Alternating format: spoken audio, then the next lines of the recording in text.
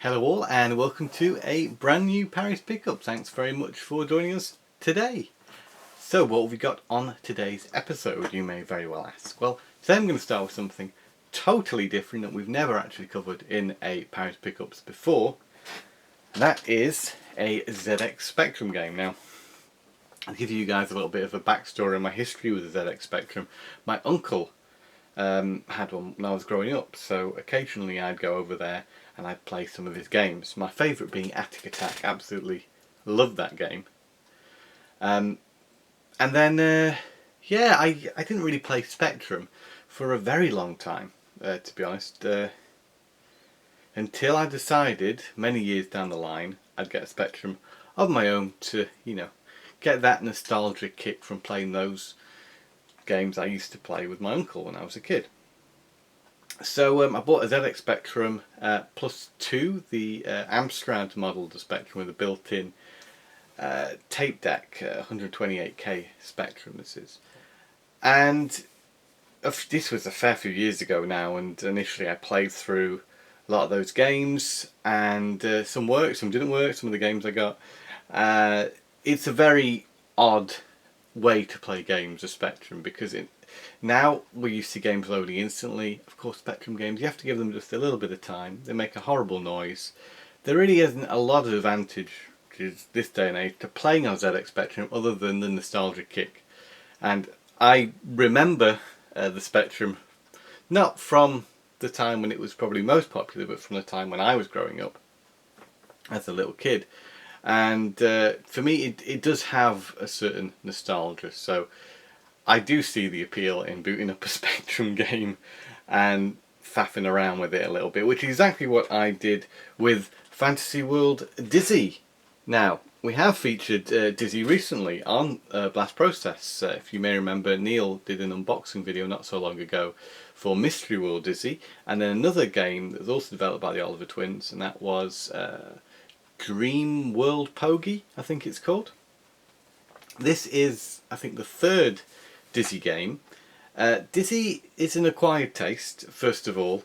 It's not a traditional platform, it's more of a puzzle platformer, so each screen is, at least from my experience of Dizzy, which is only really playing this game, each screen is a sort of puzzle and you have to work out the best way to get past the hazard. For example, the first screen on Fantasy World Dizzy is you're in a cell. There's a troll in there, he won't let you escape from the cell. What do? Well, you see there's a few items around. There's some bread, some water and something else. You see there's a little fire to the left of the stage, and you think, well, maybe if I place the water next to the fire and I can go that way, and of course you can.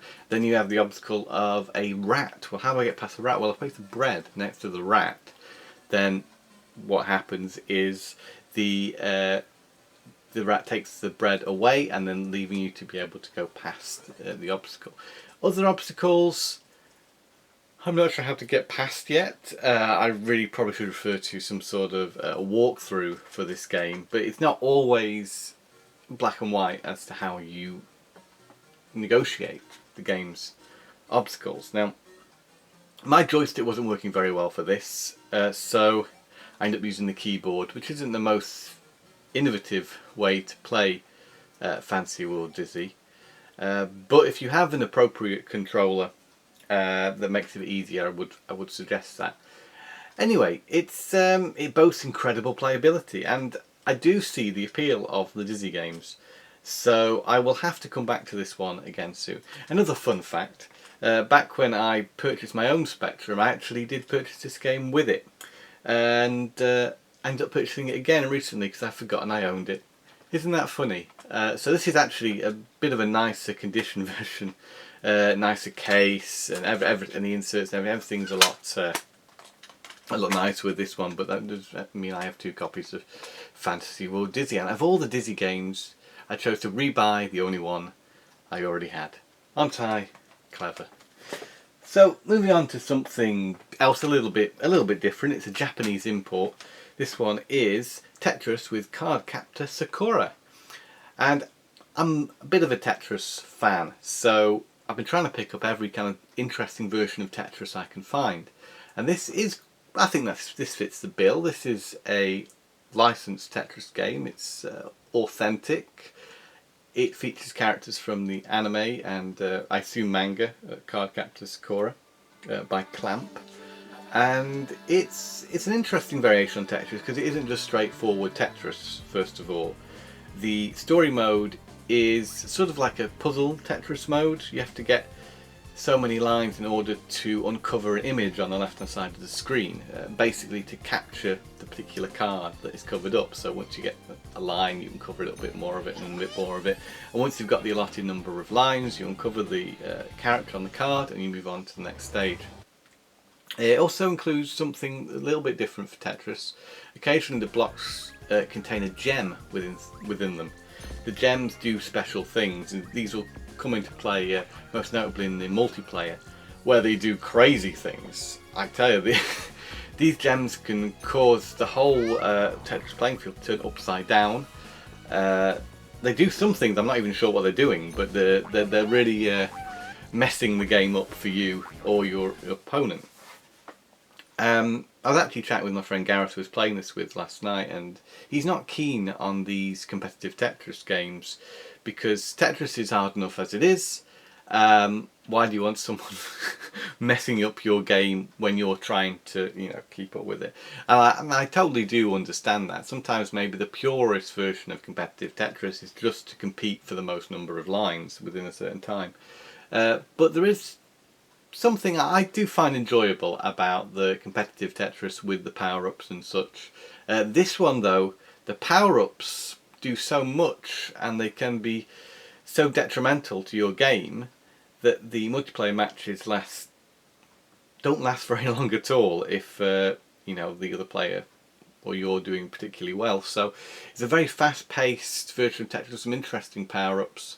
You can play that single player mode if you want a bit more of a traditional Tetris experience, but there's never, well, from what I can see, I can't find like just regular Tetris as part of this package. So if that's what you're after, then maybe this isn't worth your time. It does have lovely packaging, as evidence maybe if you've seen the Instagram photo I took when I got this. Inside you didn't see, which is quite nice. There's a disc which has a lovely design on it. The manual, again, I love the days of nice manuals. It's full of lovely artwork. If you can find this cheap enough, and you even just have a passing interest in Tetris, it is nice for the artwork as well that you get inside. There are a few more Cardcaptor games available, but for the Japanese PlayStation, but maybe none as accessible as this particular one. So that's it's called Tetris with Cardcaptor Sakura, and it's for the PlayStation. I got this for about £10, I think, plus delivery. So that's a good price to pay for it. I have seen these go for a little bit more than that. So next up, two games based on films. Now, I know there's many people out there who will bypass a lot of licensed games, especially if they're based off kids' movies. I'm not one of them. I actually happen to quite like games based off movies because I like being able to continue that movie experience after having watched a movie. And what I found myself saying after I'd watched Happy Feet 2 recently was, oh, I need more Happy Feet. I'd like to play a game based on Happy Feet. It's fair enough really, isn't it? But I started off with basically I bought Happy Feet 1 and 2, the video games. And we'll start off talking about Happy Feet 1, which isn't as good as Happy Feet 2. At least the game isn't. But it's good. It's not bad at all. It's all motion control. There's no nunchuck needed for this. It's up to 2 players. It plays out the story of the film through a selection of, you could call them mini games, I suppose. You can swim, you can slide on your belly, and you can do rhythm games. So I think the first thing you do is a rhythm game, which is great. It's a very small picture on the back of the box there that depicts the rhythm section of it, and arrows will appear on screen. It's similar to something like Dance Dance Revolution, where you just have to make the appropriate movement at the appropriate time, but you do this in a sort of baton type of way with the Wii remote, which is very nice, and I think it's a great gameplay mechanic that works well.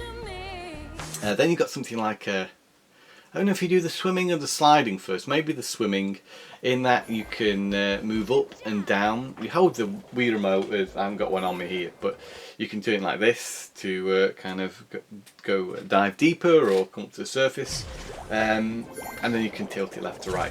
So I think you have to follow another character through the water, collecting air bubbles as you go. Some other levels will feature a collectible that you need to collect so many of in order to complete the stage, otherwise sometimes you have a race. Races are perhaps the most difficult of the game modes, because if you don't hit every speed boost along the way, then it can be very difficult to win them. Even for a game which is made as a pick up and play game for children, those modes can be a bit infuriating. And really there isn't a lot of variety. Well, they do try and shake it up with you get a race and you get a collecting thing. You're essentially doing the same thing, it's just you have a slightly different objective. So, in addition to the swimming underwater, you've got sliding on your belly down a slope.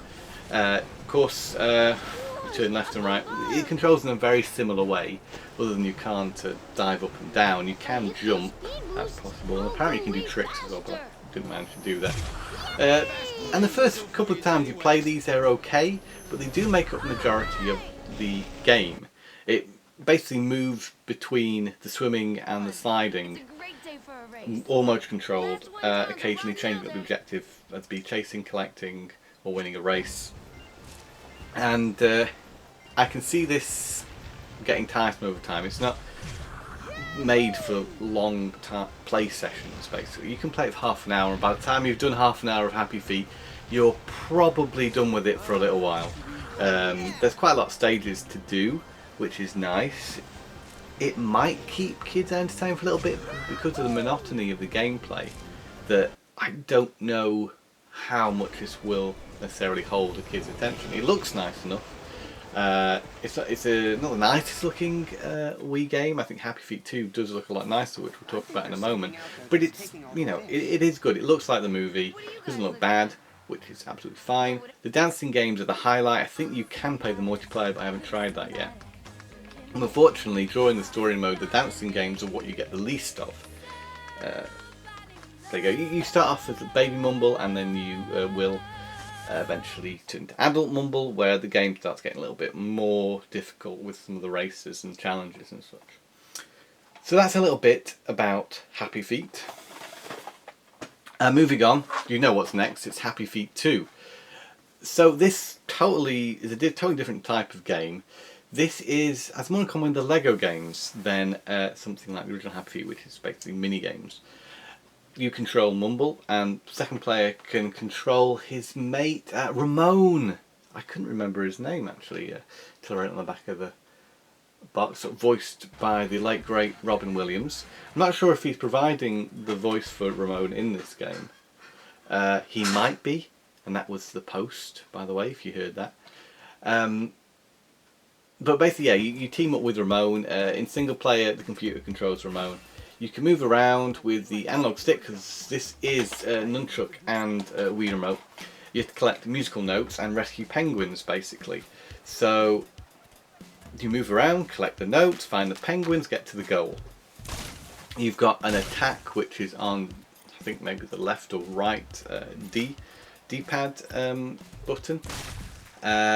You can time that well to do more damage. You use that attack to break ice blocks and stuff to collect more notes. Hopefully the game footage is making this a little bit more easy to see. But what else can you do? Sometimes it will rumble. Your Wii remote will rumble, and that means there's some hidden notes. So then you dance, and you press the other direction on the D-pad to dance. And that's also how you convince other penguins to join you. Some of the bigger penguins require a better timing in order to make them join you, so you have to tap the button at a certain time in order for the penguin to join you as you do your little tap dance.